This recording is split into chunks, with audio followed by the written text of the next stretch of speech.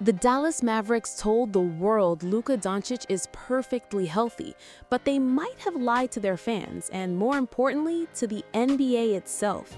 This story begins on a brightly lit stage, a place of manufactured optimism known as NBA Media Day.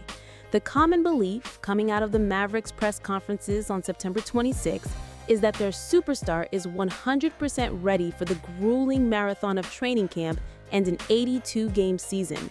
Team executives and coaches stood at podiums, armed with polished talking points to assure everyone that there were no lingering issues from a demanding summer of international play. They projected strength, confidence, and readiness. But the reality is far more complicated, and it's backed by receipts the Mavericks hoped everyone would ignore, starting with a press conference held 1,200 miles away and just 120 hours earlier. The statements made in Dallas directly contradict what Luka's own national team coach revealed in a moment of raw honesty. And more critically, they may represent a direct violation of the NBA's official injury reporting policy, a dense, legalistic document designed to protect the very integrity of the league from corruption and inside information. So what really happened to Luka at Eurobasket, and what does the frame-by-frame evidence show? Why would the Mavericks risk league fines, sanctions, and fan distrust by potentially hiding an injury to their franchise cornerstone? And how could this alleged deception impact Luka's season, his massive $207 million contract, and Dallas's fragile championship aspirations? We've reviewed the press conference footage from 2 continents, pulled the official league documents, and mapped the timeline to the minute. The story isn't just about a potential injury. It's about information control, financial incentives, and a high-stakes gamble by the Dallas front office. How can a player be declared 100% healthy just 5 days after his national team coach suggested he was playing through significant, performance-altering pain? That's the central contradiction. On September 26, 2025, the Dallas Mavericks practice facility was a picture of a perfect new beginning. The floors were polished, the jerseys were crisp, and the mood was buoyant. This is the day teams sell hope. When asked by a local reporter about Luka Doncic's condition after his long summer with the Slovenian national team, head coach Jason Kidd smiled and was unequivocal. His words were, "He's great, he's passed all his physicals, he's ready to go, 100%. A few minutes later, general manager Nico Harrison took the podium and doubled down, stating, "We've had him through a full physical with our performance staff. There are no issues, he looks fantastic, and honestly, he's in the best shape we've seen him in heading into a camp." This is the official coordinated narrative the team wants you to believe. But let's rewind to Slovenia's final Eurobasket game, their stunning elimination loss. On screen now are 3 separate plays from the 4th quarter of that contest. Here, at the 8-minute mark, Luka drives hard to his left and winces as he lands, subtly grabbing at his right thigh as he runs back on defense. 10 possessions later, coming off a screen to get his jump shot, you can see him favoring that same leg, failing to get his usual elevation, and the shot falls short. This is a clear lack of his usual explosive burst. Then, with just under 2 minutes to play, he's seen on the bench grimacing while a trainer works on his right wrist, an issue that reportedly plagued him throughout the tournament. This isn't a player who looks 100%. The visual evidence from his final competitive game paints a picture of a star athlete battling through clear physical limitations, a picture that simply does not align with the pristine bill of health presented by the Mavericks just 5 days later. The stories don't just diverge, they are polar opposites. But what if this is more than just a public relations spin?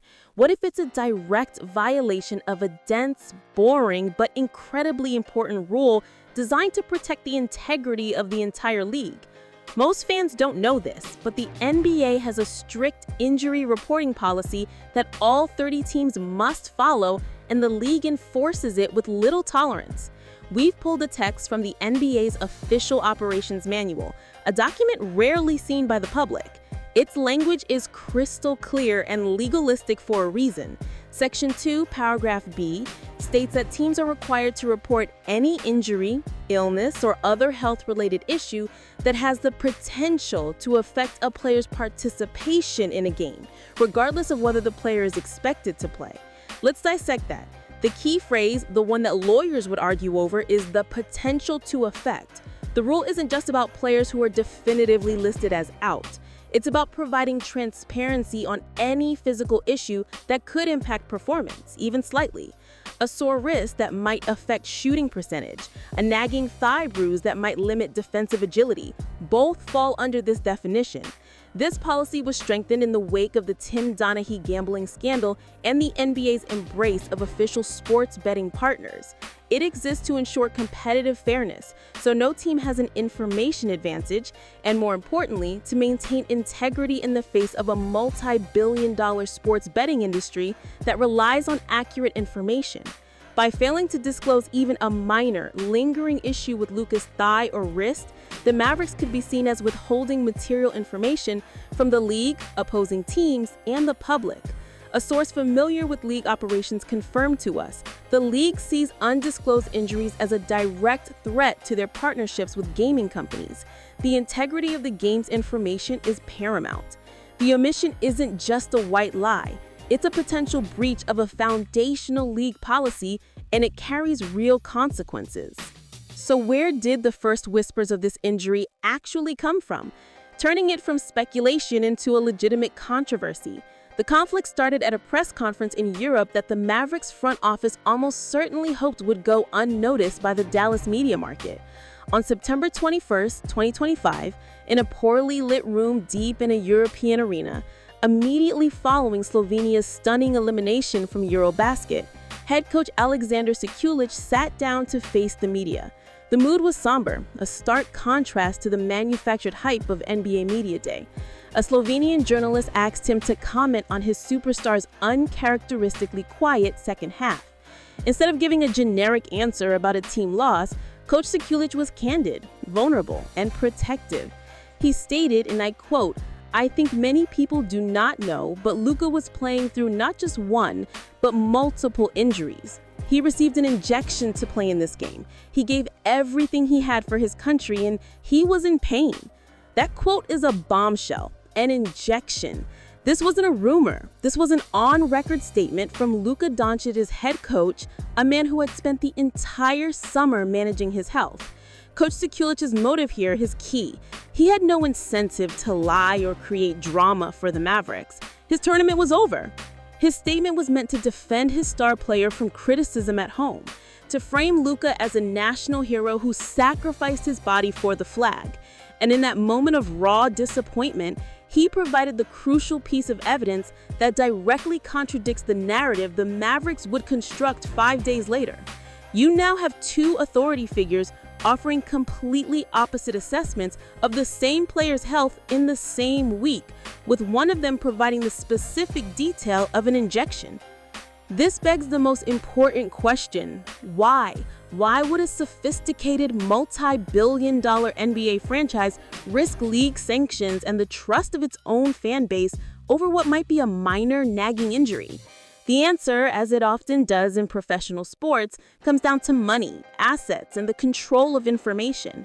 On your screen is a breakdown of Luka Doncic's contract, a 5-year, $207 million designated rookie supermax extension.